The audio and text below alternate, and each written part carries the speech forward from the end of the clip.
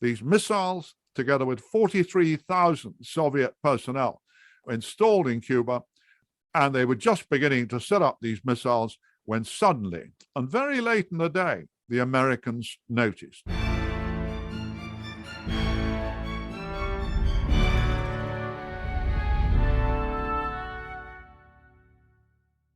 Hello and welcome to the Aspects of History podcast. My name is Oliver Webb-Carter and I'm the editor and your host. This week's pod is with Max Hastings, the legendary historian and author of countless history books. He's also edited major newspapers and was the first journalist into Port Stanley at the end of the Falklands War. He's written a new book on the Cuban Missile Crisis. Now, for some of you, this may have been a distant event in the early 60s with little relevance today. For others, it'll be the moment when the world was almost destroyed in nuclear annihilation over 13 days in October 1962. That's not hyperbole, as we'll hear. The Russian Premier, Nikita Khrushchev, started the whole crisis with his decision to antagonize the Americans, who were already extremely wary of Soviet nuclear capability. American generals, though, seemed to delight in their enthusiasm for nuclear conflict. In the middle of it all, John F. Kennedy navigated his way to a deal that meant peace was maintained. It was his finest achievement.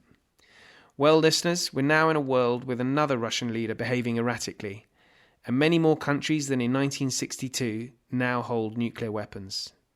The lessons of the crisis are relevant today, but of course history doesn't repeat, it rhymes. Please do subscribe and give me a good rating if you can, but I'll hand you over to Max and I.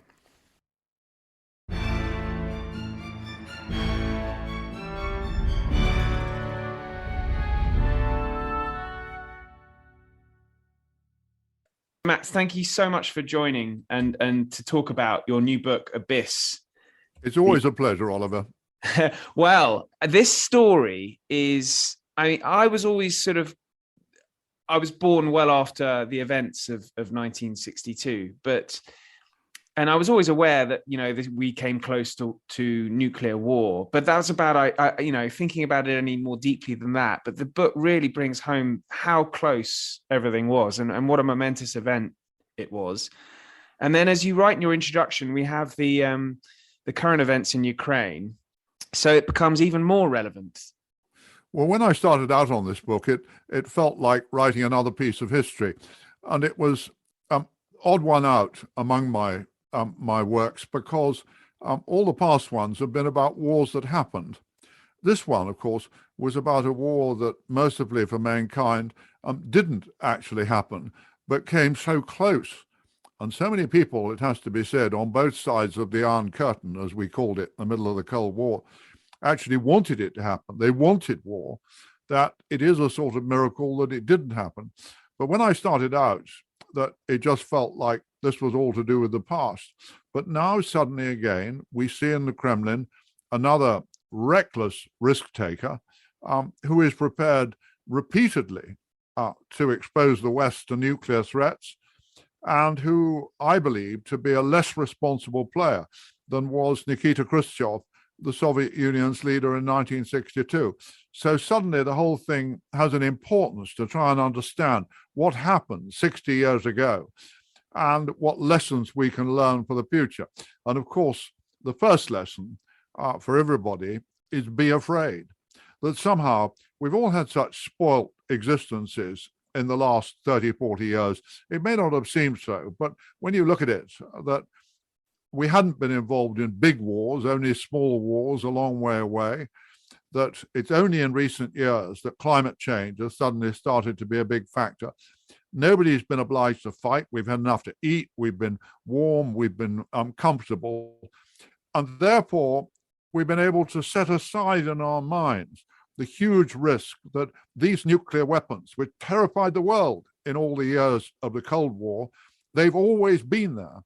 And now suddenly, dangerous tyrants are rattling them all over again.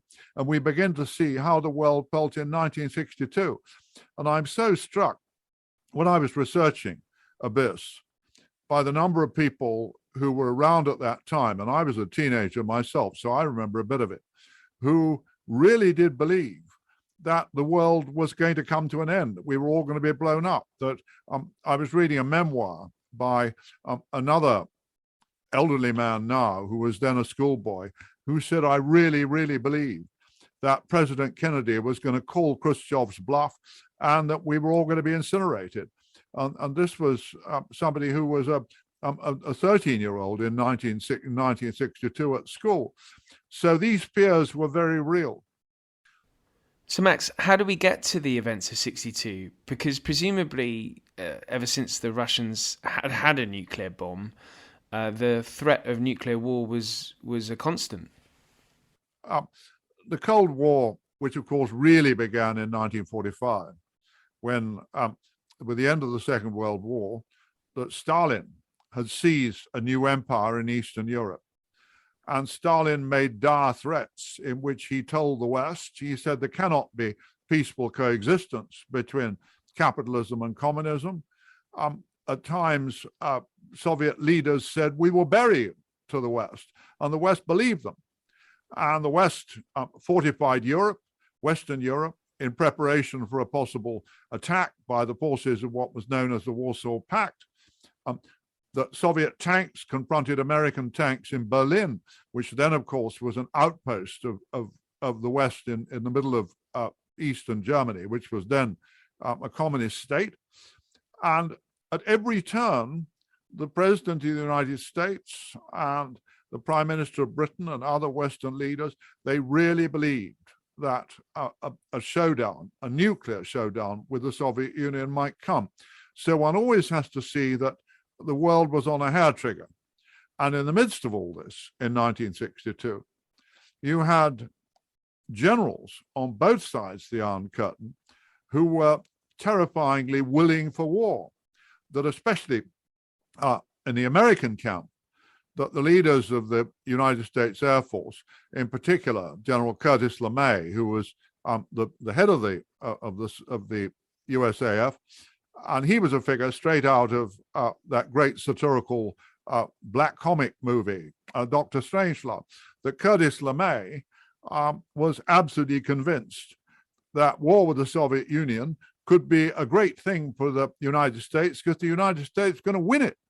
That the United States had a superiority of 17-1 in nuclear weapons, and Curtis LeMay believed that far from this being the moment when the Soviet Union and the communists were going to bury the United States, that this was the opportunity for the United States to bury the Soviet Union and the wicked communists. So there were a lot of scary people on both sides of the Iron Curtain. But it did come out of the blue, despite all these threats.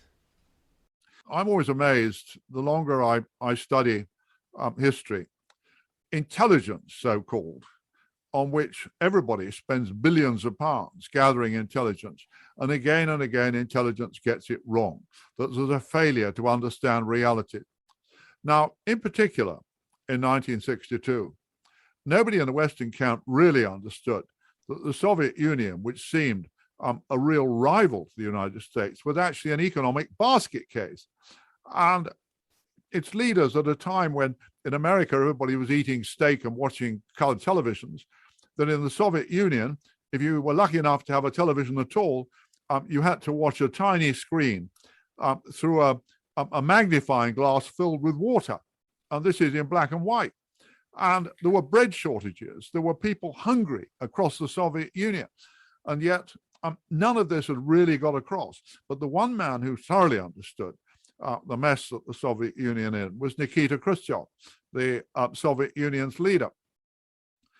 And at every turn, he was trying to boost the stature of the Soviet Union in the eyes of the world, to see off a threat to his own communist leadership, both within the Kremlin and from China. Mao's China kept accusing the Soviet Union of being soft on the West. And all the time, here is Nikita Khrushchev, a remarkable man, a completely uneducated former industrial worker who's risen on Stalin's petticoat, on the back of Stalin's tailcoat, to the leadership of the Soviet Union. And like all the other Soviet leaders over the previous 30 or 40 years, he'd been complicit in the most terrible things, the most terrible mass murders. Nobody got to the top of the Soviet Union without being steeped in blood. But Stalin had now been dead for 9 years, and Khrushchev, nobody could possibly call him a liberal, but he was far less bloodthirsty than Stalin, and he'd released hundreds of thousands of prisoners from the Gulag. So in one sense, he was an improvement on Stalin, but another, he couldn't help himself from making desperate threats of what the Soviet Union might do to the West. And those threats were believed in Washington. And in Washington, they didn't understand that the Soviet Union was half-starved. And the Soviet Union's generals knew perfectly well how great was the American nuclear superiority. So in April 1962, Khrushchev came up with a brilliant new idea. Fidel Castro, who had taken over Cuba with Che Guevara a couple of years earlier, that Fidel Castro was Russia's new best friend. This is 90 miles from the American mainland. That Fidel Castro sat there on his island. He was making desperate threats to the Americans, which enraged them. And of course, Cuba was a weak, relatively poor little island. It seemed a wonderful base from which to advance the interests and the stature of the Soviet Union, and frankly, to frighten the Americans out of their wits. So one day in April, he's at his dacha on the Black Sea, and Khrushchev says to his defense minister, Marshal Malinowski, "How would it be if we put a hedgehog down Uncle Sam's pants?" That was his exact phrase. He came up with a proposal to deploy strategic ballistic missiles in Cuba, 90 miles from America. And he said to completely transform the balance of power between East and West, and also make Castro immune from attack by the Americans. So he thought this was a great idea, and the generals went along with it, the Soviet generals. And unbelievably, Khrushchev's plan was to deploy these missiles secretly, and then to make a big speech to the United Nations in November, of which he announced this and frightened the wits out of Washington. And did the Russians think the Americans wouldn't notice? Well, it was incredible that the generals allowed themselves to be persuaded that these missiles could be literally hidden under palm trees in Cuba. And in this age, when satellite reconnaissance was getting going, when the Americans had U-2 high-altitude reconnaissance aircraft, it was incredible that anybody ever fell for this. But fall for it they did.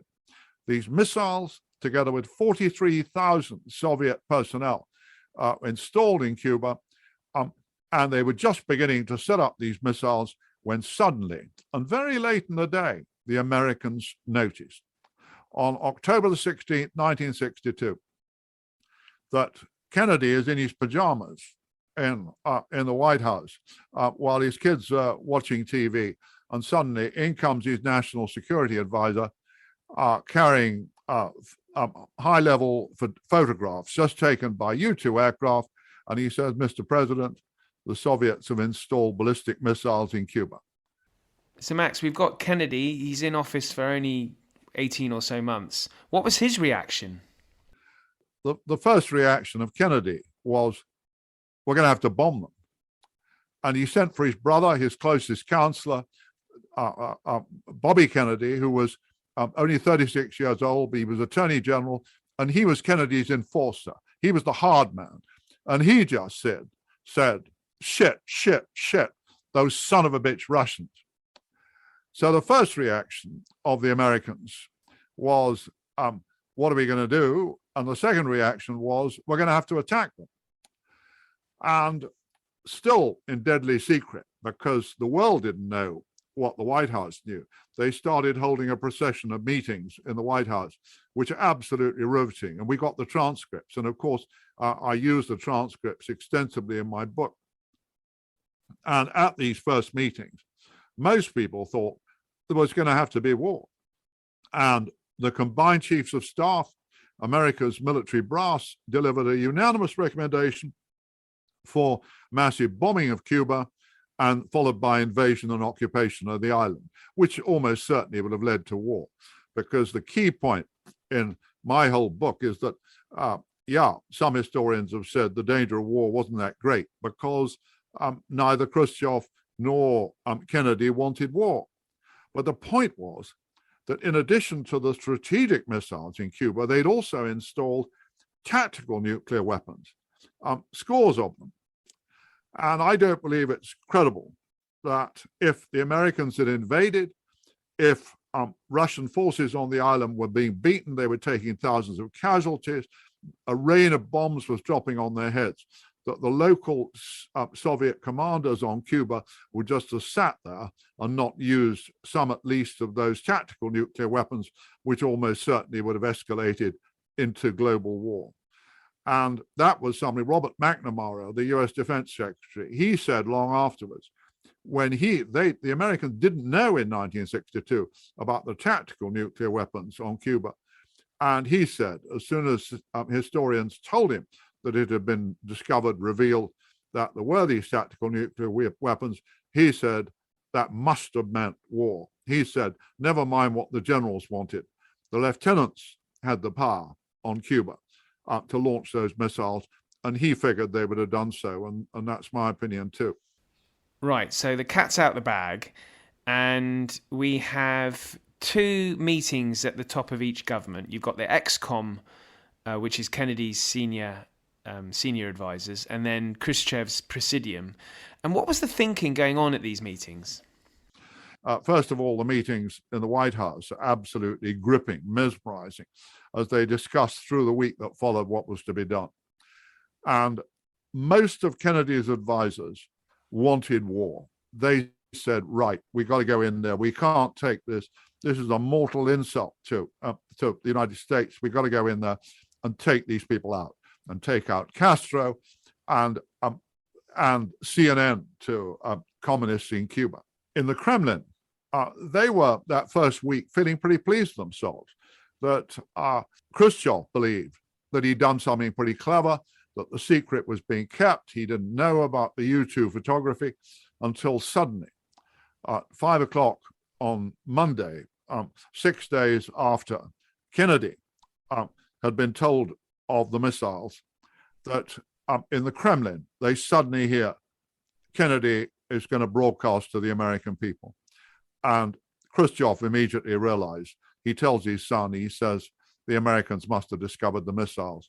And sure enough, at 7 o'clock that evening, Washington time, Kennedy broadcast to the American people.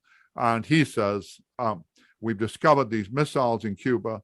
This is intolerable. They got to go. We are prepared to go to any lengths to remove these missiles from Cuba. And he announced a blockade, a naval blockade of the island to stop any further weapons getting there. And the blockade was to take effect within 24 hours. And what was the global reaction? The world was stunned, and the American people were stunned. Now, America's allies, notably including Britain, publicly, they gave total support to the Americans, but privately, Prime Minister Harold Macmillan was appalled.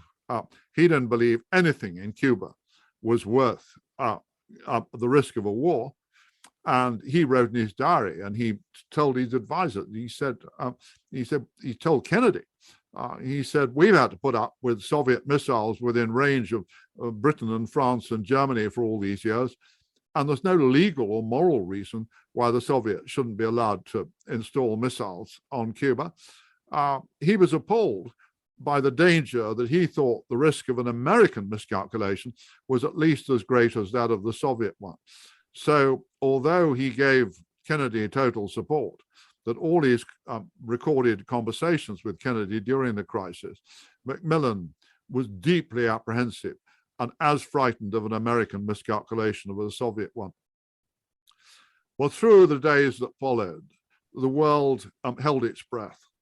Soviet ships approached the blockade line, and the blockade only covered weapons. It didn't cover deliveries of food or fuel. And so how effective was the blockade?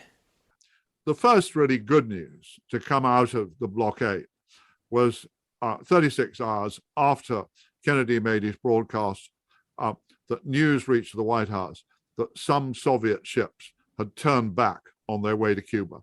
and the Americans guessed absolutely correctly that Khrushchev had blinked, that Khrushchev had ordered all ships carrying nuclear weapons or military supplies of any kind were to turn around and were not to challenge the blockade.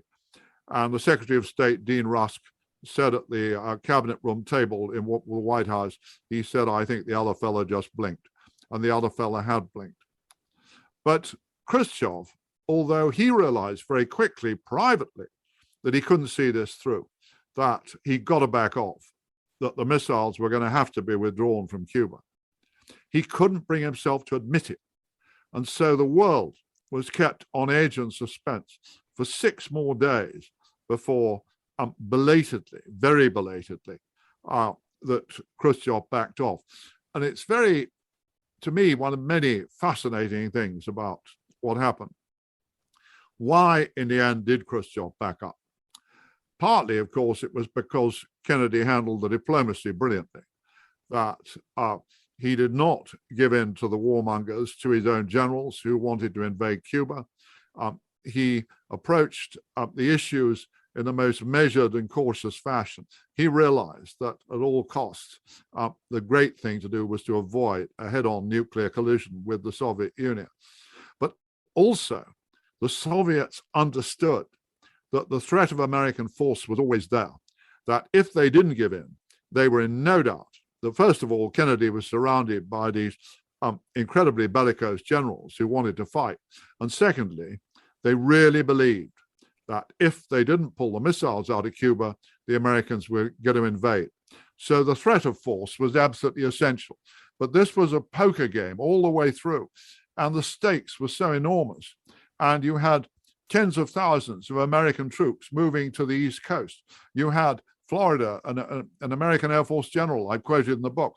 He said, when we went down to Florida and we saw all the airfields stacked with aircraft, we thought Florida was going to sink under the weight of U.S. aircraft bombed up, ready to attack Cuba, of all these Marines getting ready to embark to invade Cuba. So the stakes were enormous. And all the way through, there was this terrible fear of somebody pressing the wrong button, literally. So let's talk about that. How many times during the blockade and this confrontation did we come close to nuclear war? There were moments of acute danger when, for instance, the Soviet commanders on Cuba who'd had enough of American reconnaissance overflights suddenly, on their own initiative and against Kremlin orders, launch a missile which shoots down an overhead U-2 and killing the pilot. And in the White House, this was perceived as a decision by the Kremlin, so that somebody at the White House table says they fired the first shot. And they assumed, only a day before Khrushchev, in fact, backed off, they assumed that this was the moment to which the Soviets had decided to escalate, when in fact Khrushchev was appalled when he heard about the U-2 shoot down. In the middle of the crisis, and it's almost unbelievable they did this, first the Soviets conduct a nuclear test explosion over the Arctic, and then the Americans conduct a nuclear test explosion, a huge one, over the Pacific. So they're actually exploding nuclear weapons to frighten each other, saber rattling or missile rattling in the middle of this crisis. That Soviet submarines at sea in the Atlantic are armed with nuclear torpedoes, and US Navy warships on the surface are playing cat and mouse with them and exploding practice depth charges around them.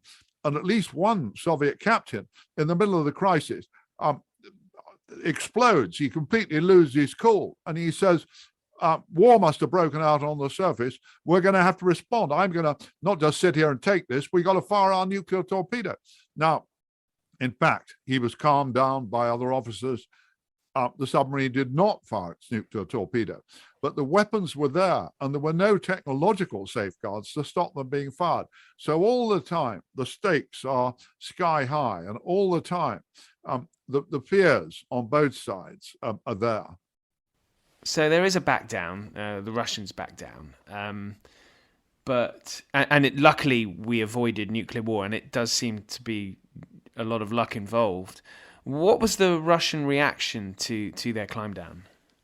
The humiliation, the Khrushchev's, in the eyes of his fellow Politburo members in the Kremlin, he never recovered his authority in the Soviet Union after backing off. They were furious with him, precipitating this crisis and then backing off at the last minute. And although it was almost 2 years after 1962, after the 13 days, as they became known, that Khrushchev was deposed, that from that moment on, that in the Kremlin, his doom was sealed, because his fellow members of the Politburo, members of the Presidium, they believed that Khrushchev had exposed Russia to humiliation, and so he had. So, Max, we now have war in Ukraine. And what lessons do you think there are from the Cuban Missile Crisis in this new, more dangerous world where nuclear weapons are again a reality? I think the first one, as I said earlier, is be afraid that no leader, whether it's the leader of Russia or the leader of the United States or the leader of Britain, should ever forget for a moment that these nuclear weapons, these weapons capable of ending the lives of all of us, they're still out there. That Putin has once again embarked on a huge gamble, which displays a terrifying recklessness. And one thing that's pretty creepy, Khrushchev, when he installed those missiles in Cuba, he had a sort of a case that, of course, it was reckless and provocative, that he deliberately sought to challenge the Americans by doing this. But legally and morally, there was no reason why the Cubans shouldn't decide to host missiles in the same way that the British and the Italians and the Turks were hosting American missiles aimed at Russia. Today, Putin has no case whatsoever. He has no case. He's invaded a sovereign neighboring state. But he believes he can get away with this.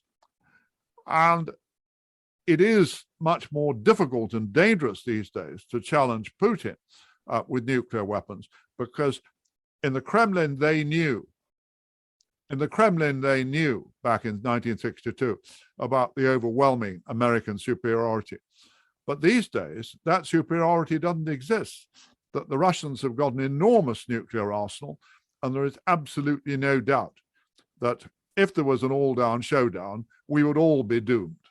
And Putin is gambling that the West is sufficiently sensitive to this that nobody is going to not call his bluff, because it's not a bluff, but that nobody is going to be prepared to go to an absolute showdown with it. So, Max, Putin's been threatening the use of nuclear weapons, and a lot of people think that's tactical nuclear weapons, just like the Russians had in Cuba. Where do you think we are now with the threat of nuclear attack? I think we're all understanding that at the end of the Cold War, everybody went into a sort of fantasy world in which we thought, that was all very terrible, but now it's over.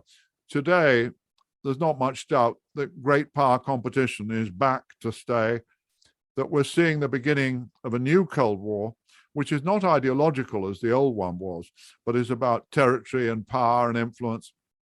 But I also believe that it is absolutely essential to resist, just as all through the Cold War, the West displayed the resolution to confront the Soviet Union for all those years through the Cold War. They did not back off in the face of Soviet threats. So in the same way, it seems essential for the West to stand up to Russian threats. I don't believe that today there is any military solution, if you can use that word, to what's happening in Ukraine, by which I mean I don't believe that by purely military means Russia can be expelled from the Crimea and the Donbass. But I do believe that we have to not only sustain sanctions, but toughen sanctions. The only realistic prospect of getting the Russians to back off is that, first of all, the West toughens sanctions so that all oil and gas exports to the West are barred, which at the moment, of course, many European states are absolutely terrified of happening. And secondly, while Putin will never give in, that we have to hope that some successor will say, this confrontation is doing such damage to Russia that Putin must go and we have to arrive at some sort of deal. But I don't believe there's going to be any tidy, happy outcome. And I also think it's very important to remember that at the time, most people were led to believe that the United States had achieved a straightforward victory over the Soviet Union in the missile crisis. That when Khrushchev belatedly and publicly agreed to withdraw his missiles from Cuba, that he'd just done so in the face of American resolution and the threat of American force. It wasn't quite that simple. It was only discovered many, many, many months later that secretly from the beginning, Kennedy had always realized that there would have to be a deal, a bargain, to persuade the Russians to back off. And he told them in the last day before Khrushchev agreed to give in, that if they would withdraw the missiles from Cuba, the United States would within months withdraw its missiles from Turkey. So that was a quid pro quo, which Kennedy managed to keep secret because the right in the United States would have been enraged if they discovered that Kennedy had made any sort of deal, had made any sort of concession. But concessions were made. And I think in the same way that it would be very foolish, only very stupid people today talk about an absolute victory over Russia, because I don't think that's attainable. Sometime downstream, there's going to have to be some sort of dirty deal, I think, to have any hope of ending this ghastly war. Hopefully it will be a deal on terms that give Ukraine most of what it needs, what it wants, what it's rightfully entitled to. But I don't believe we should kid ourselves that the West or Ukraine will get absolutely everything that it wants, because when you get an armed confrontation, it very seldom works out that way. Well, yeah, one can certainly hope that that's how it ends up. I wondered, there seemed to be a huge amount of enthusiasm amongst certain individuals in 1962 for nuclear confrontation. In particular, Fidel Castro seemed to sort of relish a conflict, and then LeMay in particular as well. Well, there was one terrifying moment in the first few days of the crisis when the world still didn't know, and they were still talking around the table in the White House secretly. And at that stage, most of the people in the White House were saying we're going to have to invade Cuba. And Bobby Kennedy then asked, well, how do the Russians respond? Because they're certainly going to respond. And the military view was they'll probably seize Berlin, which of course was then a Western enclave, which British and American and French troops were garrisoning. And it was assumed that although the British and French tripwire forces would resist, though they couldn't resist for long, that the Russians could grab West Berlin. And Bobby Kennedy then said, well, what happens then? And the chairman of the Joint Chiefs of Staff, General Maxwell Taylor, shrugged his shoulders and said, I guess we go to general war. Somebody said, you mean nuclear war? And he said, yeah, if it is in the interest of the United States. And the president on the tapes and the transcripts is audibly appalled by this remark of Kennedy. He said that would be the ultimate failure. He was appalled that Maxwell Taylor didn't seem to understand that you couldn't just say, oh, well, if we have to have a nuclear war, we have to have a nuclear war. And Kennedy, the words of wisdom he spoke when a lot of other people were saying crazy things around the table, he said that would be the ultimate failure. He said everything we do has got to be designed to prevent us going to nuclear war. And it sounds incredible today to say that it took the President of the United States, against the advice of many of his advisors, to point out this vast reality. And I find it quite scary. In my book, I've gone through the list of, I haven't specified names, but in my mind, less than half Kennedy's successors as America's president could have been assured of making the same sensible, cautious call. and Kennedy's statesmanship. Kennedy was not a perfect president. Kennedy got an awful lot of stuff wrong, but his handling of the missile crisis, his calm and his caution, and all the time, the clarity of his thinking, the one thing that mattered. Yes, the United States must get these missiles out of Cuba, but not at the cost of a general nuclear war. And he saw things with a clarity that frighteningly few of the people around the White House table did. And I just do not believe that some of his successors in the White House would have been so wise. And Kennedy's surest claim to greatness was the fact that he saw his way so clearly through this crisis. He never lost his cool. And it has to be said that in the Kremlin, although the world thought that Nikita Khrushchev was a lunatic, that Khrushchev was, I think, a much more rational player than is Putin today. And what finally caused Khrushchev to snap on the last Sunday of the crisis, the 13th day, was when he received a letter from Fidel Castro, the leader of Cuba, saying to the Soviet leader, if the Americans invade Cuba, then reluctantly, of course, we must accept there will have to be general war and we'll have to use every kind of weapons. And Khrushchev was stunned. He realized that Castro was proposing that if there was an invasion of Cuba, that the Soviet Union should launch a nuclear first strike against the Soviet Union, against the United States. And it was absolutely unbelievable. And Khrushchev said at that meeting, he said to the fellow members of the Presidium, he said, this is madness. He said, only a man who is entirely blinded by revolutionary fervor, or who doesn't understand the meaning of thermonuclear war could talk like that.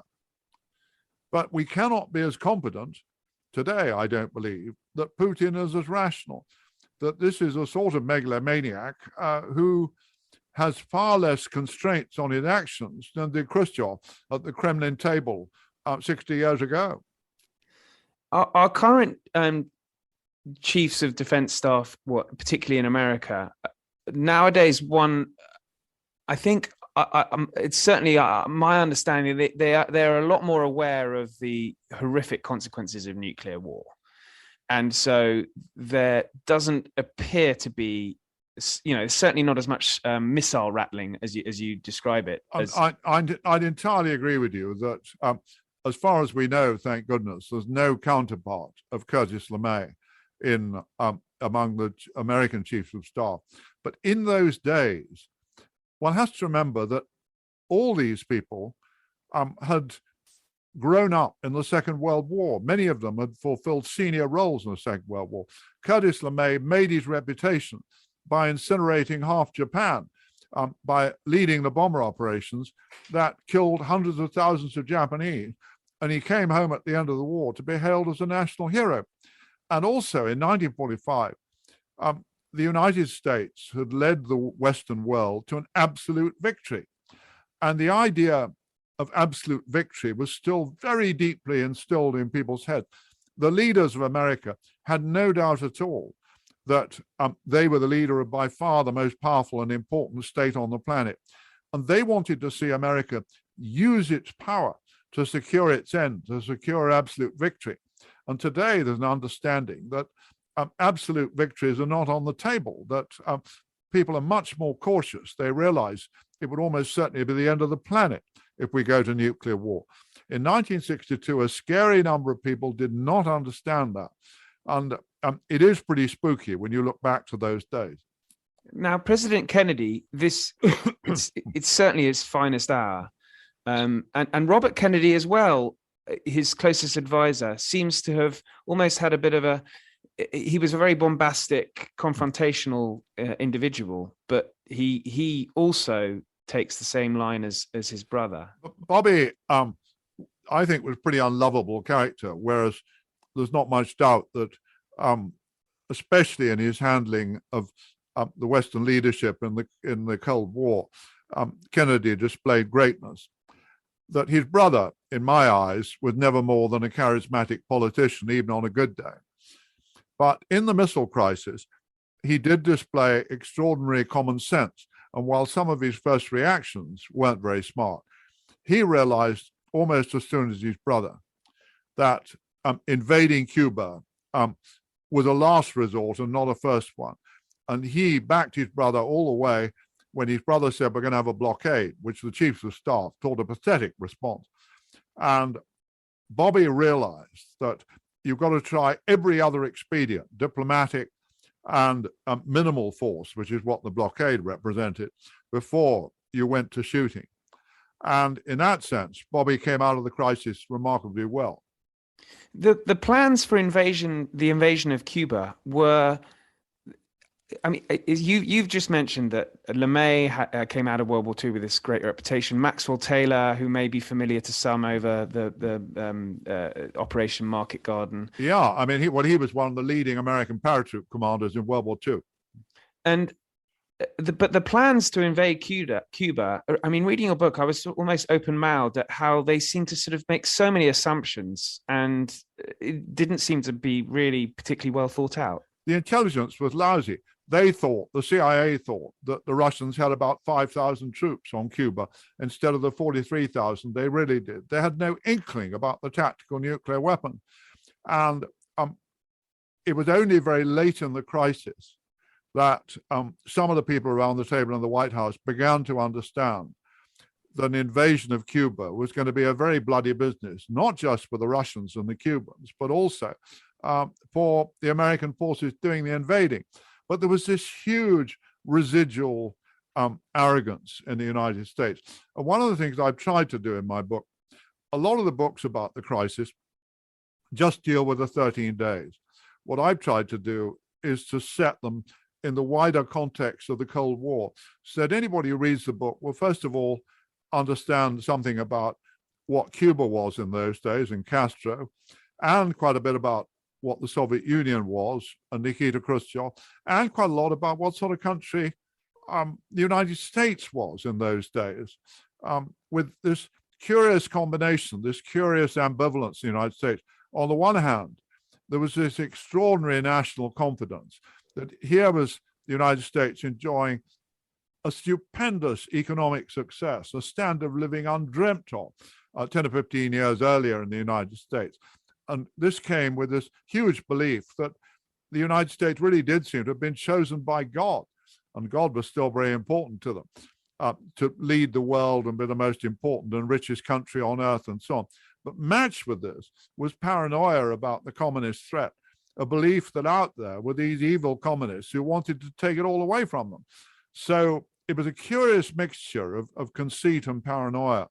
But I also think, and to me this is very important, the quality of the debates in the upper reaches, if you leave the mad US military out of it, God, they were clever people around the White House table. And one is so impressed by the sort of stuff that was said and the tone of the discussions. And one does worry that nowadays, whether in Britain or America or whatever, you wonder if the same quality of leadership is there. And Jack Kennedy, I'm afraid I'm not a hero worshiper by inclination, but I'm just awed by how brilliantly Jack Kennedy conducted himself. Mm. I mean, apart from anything else, how anybody could make jokes in those extraordinary circumstances. After lunch on, I think it was a Saturday, the first Saturday of the crisis, he went out on the White House balcony with two of his advisors, and he started reading the draft of the speech that they'd written for him to make to the American people. And he looked up from the draft and he said to these guys, he said, "We are very, very close to war." But then he added with a moment of black humor, "And there isn't room in the White House shelter for all of us." And this sort of black comedy, you have to, it does increase one's admiration for, I mean, another of his lines to the whole White House table one day. He said, looked around the table in the cabinet room and he said, "This is the day when we're all going to earn our pay, and you better hope that your solution isn't the one that's adopted." Well, this sort of gallows humor, it does increase one's respect for Kennedy that anybody could make jokes in those circumstances. But one man who I don't, LeMay did not seem to have any. I mean, the Joint Chiefs didn't seem to have much respect for Kennedy. When LeMay says to Kennedy, "You're in one hell of a spot," or something like that. Yeah, he said, no, amazingly, the insults that LeMay at the White House table heaped on Kennedy. He said, "You're in one hell of a fix." And Kennedy, the president of the United States, he looks at him and he said, "What do you mean?" And LeMay doubled up and he said, "You are in one hell of a fix." And Kennedy kept his temper, but he said, "And you are right there in it with me personally." But everybody else around the table obviously was stunned that this mad Air Force general had the nerve to talk to the President of the United States in this way. And what was even more incredible, LeMay kept his job until his formal retirement 2 years down the track after Lyndon Johnson had succeeded Kennedy. And it's amazing, but of course, he was a very famous man, Curtis LeMay. He'd made this terrific reputation, and Kennedy didn't dare to sack him. Now, I'm not surprised you didn't sack him in the middle of the missile crisis, in the middle of this great, but one is amazed that when it was all over, he didn't. But not only were the nutters there, and Kennedy said after the crisis, he said the military are mad, and so they were. But these right-wingers who enjoyed enormous support from Republicans in Congress, they were out there. They were people who wanted war. It was amusing to see that LeMay then ends up as vice presidential candidate along with George Wallace, the racist. Oh yeah, he was a right-wing lunatic, and he was straight out of Dr. Strangelove. And actually, a lot of the stuff when one read, because I read an enormous number of transcripts of oral history interviews with senior Air Force generals. After the crisis was over, and instead of saying, "Pew, thank goodness our president got us out of this," most of them were still after the crisis saying, "The president let us down. They were just wimps. We could have had a great victory. We could have cleaned out that rat's nest," as one Air Force general said of Cuba, "and we could have got rid of Castro. We could have got rid of all the communists in Latin America." And they were saying this after the crisis. They weren't saying, "Thank God we've averted nuclear war." So, God, it was scary, the nutters that were out there. There's a very good quote you give right at the beginning, which is probably a good way to end our chat. Is you'll never know how Kennedy says to, I think, a journalist or a friend, J.K. Galbraith, the economist. You will never know how much bad advice I received. That's absolutely true. Thank you so much, Oliver. It's a pleasure to talk to you and your audience. Thanks, Max. Well, I do hope you're not all worried about where we are today. Coming up, I've got World War II paratroopers and a chat with Simon Sebag Montefiore on his new history of the world through the lens of family. Until then, thank you and good night.